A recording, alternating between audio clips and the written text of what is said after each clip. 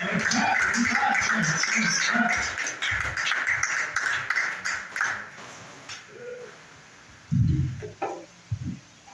just Wolverine's disqualified stunt double. Alright, fuck that. Jesus. Yeah, I'm Liam. I was raised by disgruntled veterans, fucked up drug addicts, and artists. And which is why I look like I want to kill myself and like I want to also kill myself. Speaking of veteran suicide, my uncle that I live with is a combat vet. That one doesn't usually get a lot of laughs. But try living with that fucking animal. Yeah. Anybody know about the next fad, the TBIs? Yeah. He still tries to deny that he has one, or several. For those that don't know, traumatic brain injury. And it makes you kind of loopy. And we were talking the other night, and I was telling him, like, you know, I'm listening to this podcast, this dude fucking got blown up in some shithole, and they do a TBI screen on him when they get back, shine a light in his eye, and he fucking yaks. My uncle's response was, "Is that why I'm sensitive to light? I thought it was just because I was hungover from the night before." Yes and yes. You're not wrong either way, but so yeah, I've got a fucked up family. Like I got creepy uncles, but they never touched me, which is actually I never got molested, which is more than any of my ex-girlfriends can say.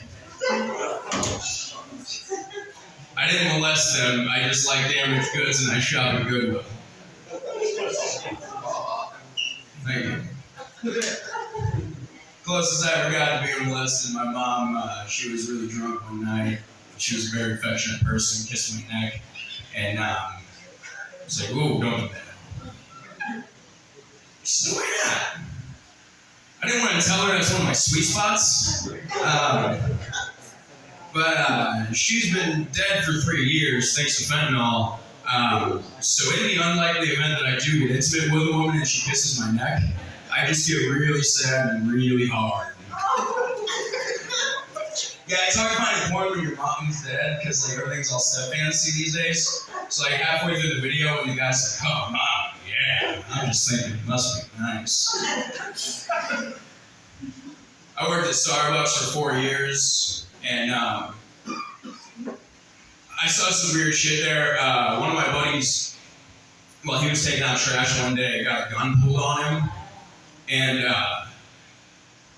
an old lady, 2 cars up, gets out of her truck with a shotgun and diffuses the situation. So if that's not a flawless display of the Second Amendment, I don't know what is. Ironically, we had to take an active shooter training on what we were going to do in the event of an active shooter. And there was this one dude that was a real sketchball that worked there. And I remember my manager saying something like, "Come on, Taylor, come learn how to kill us all." And I always thought that was really funny because they really should have been worried about me. Like, I started out at Starbucks decapping people that would piss me off. And the longer that I stayed there, nurses. I decapped a lot of nurses. They started a war they couldn't finish. But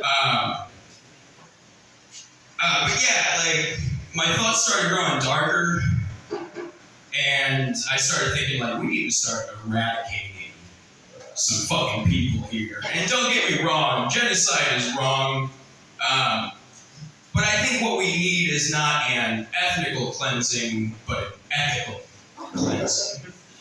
So if you're a Starbucks frequent flyer and your drink requires more than 7 steps to make, step into my gas chamber because we don't need you anymore.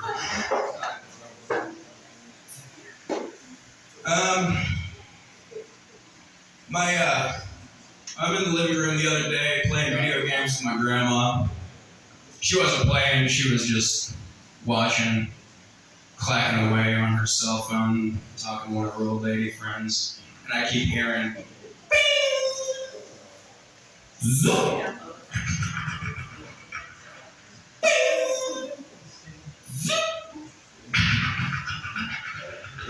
like over and over again. And eventually I just snap. I'm like, do you need the fucking sound on? And she just gets, like, she's looking at the screen. And she gets up, she's like, fine, I'll go in the other room. And now I'm the asshole. But, I mean, fuck her. She doesn't know how to just use vibrate on her phone, right? And, like, I remember working at Starbucks, like, we would always have old people come up and, like, I would have to coach them through fucking using the app. Like, I know how it works on an Android and an iPhone, and I never fucking owned the app. Some old guy came up to me one time and was like, I can't seem to get the app on my phone. It's a flip phone. You can't download apps on this fucking thing. And then another time I was at an auto body shop paying for whatever was wrong with my car at the time. And in front of me is this elderly lady talking to the lady behind the counter, trying to teach her how to save a fucking phone number onto her flip phone. Again, fucking flip phones. But I'm sitting there watching this old lady like struggling with it, and like you can tell she had like dementia or whatever, and she's like,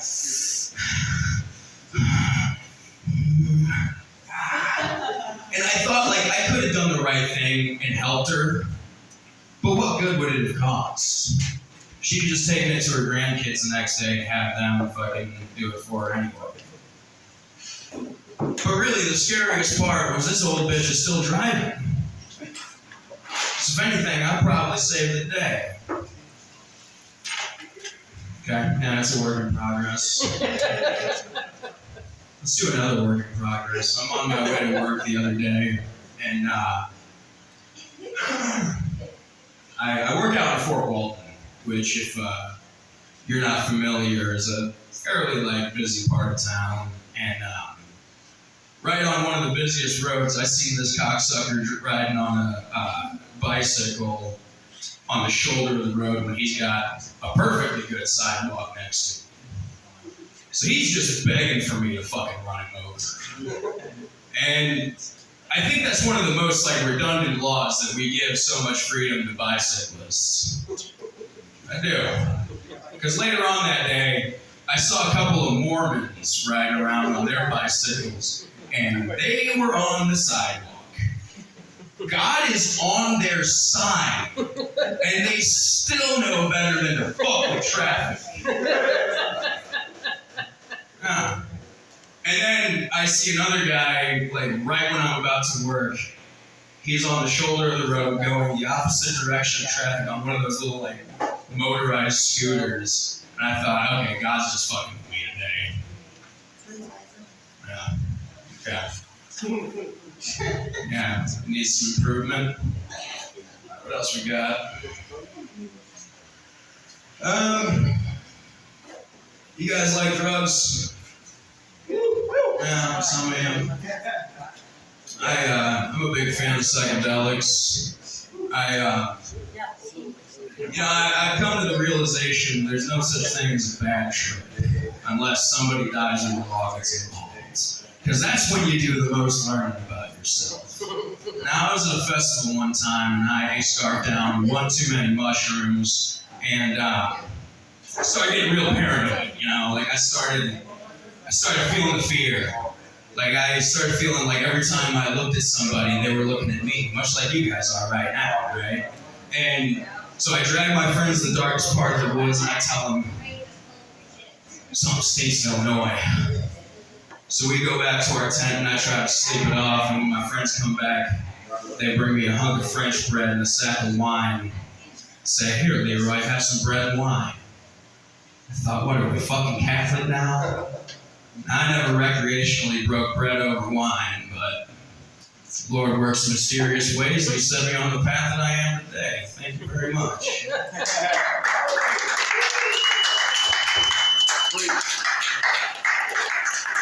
Give it up for Liam. nice to see a school shooter that didn't go through it, but,